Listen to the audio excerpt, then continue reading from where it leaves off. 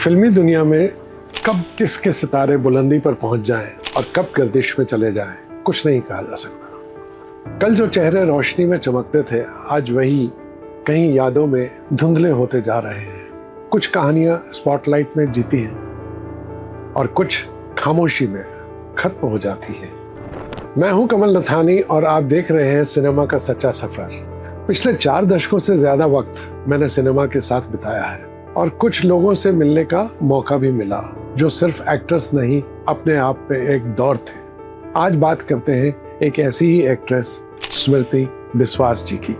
मैं भी जवां, दिल भी जवां, कैसी सुहानी रात है।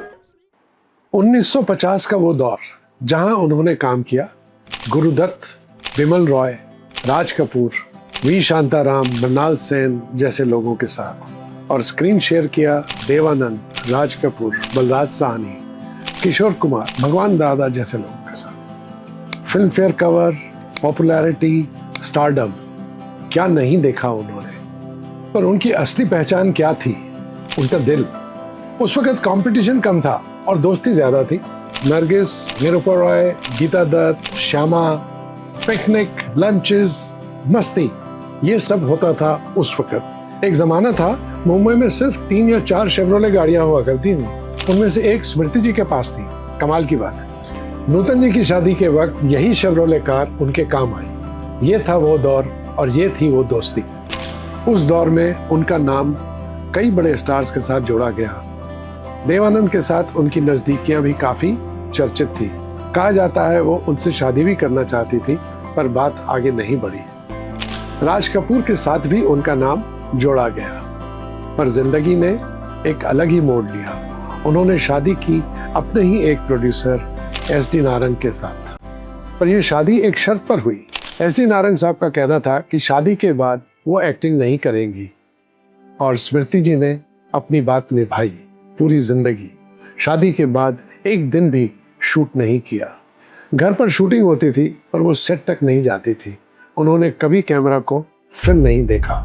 एक एक्ट्रेस से एक परफेक्ट वाइफ और एक परफेक्ट माँ बन के दिखाया। अगर आपको लगता है कि ऐसी रियल और दिल से जुड़ी कहानियां सुननी चाहिए तो लाइक जरूर कीजिए और कमेंट्स में बताइए आप किस कलाकार की कहानी सुनना चाहेंगे।